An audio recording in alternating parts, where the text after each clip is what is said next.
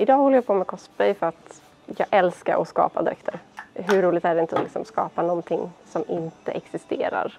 Det är ju ett sätt för att liksom ut och ha roligt med vänner och ändå få vara det här kreativa.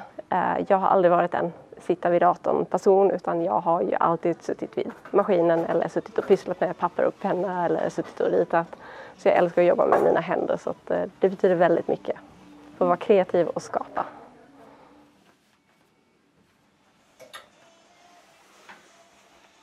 Happy klär på sig sin senaste dräkt, som kommer från en japansk tv-serie som utspelar sig i framtiden.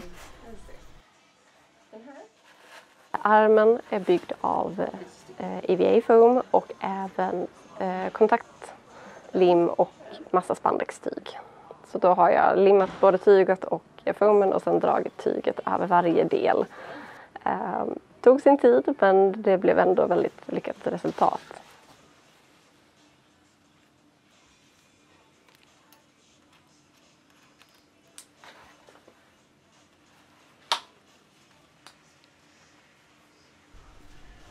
Men även historiska dräkter intresserar Happy, som den hon skapade 2023.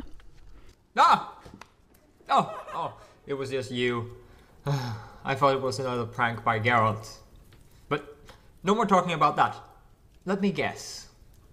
You came here to hear me, Dandelion, tell you a ghost story, didn't you? Jag har gjort Dandelion-dräkten är baserad på ett 1500-talsmönster. Jag fick utgå från en tysk mönsterbok. Jag kan inte tyska, men jag hade någon som kunde i alla fall förklara vad orden betydde, så att jag fick ju rita ett mönster från grunden. Då var det ju liksom från ett blankt papper till ett liksom färdigt mönster.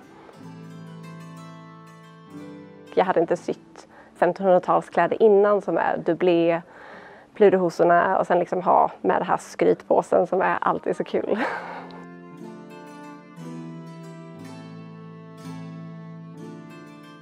Om karaktärerna utspelar sig från en årstid eller årtionde, då brukar jag försöka titta på hur de gamla mönstren är. Sen vill jag ju även försöka likna karaktären, men den här var ju väldigt exakt 1500-talsstilen. Det enda är väl kanske pluderhosorna är lite annorlunda mot vad kanske deras pluderhosor var. Jag är ju helt runt vid benet. Medan om man kollar på vissa andra, typ Gustav Vasas gamla kläder, då är de lite plattare på insidan av benen, medan mina är lite fluffigare på ett annat sätt. Men annars, stilen i sig är i princip historiskt korrekt. It was a cold and rainy night when a mysterious stranger stepped into the tavern. Men det är alltid kul att försöka komma in och få in de här historiska grejerna liksom, så man får liksom den här känslan. Dubblén är ju ganska tajt, den ska ju sitta väldigt nära på kroppen, och det som är också en historisk grej är att armhålen satt ju väldigt högt upp, så man känner ju sig väldigt så här, ja, man säckar inte ihop riktigt när man har den på sig. Det är ju likadant också om man har till exempel en korsett på sig, då är man också väldigt så här, okej, jag har hållningen nu, så det är alltid en väldigt rolig känsla att liksom ta på sig. It was just the wind, nothing to worry about.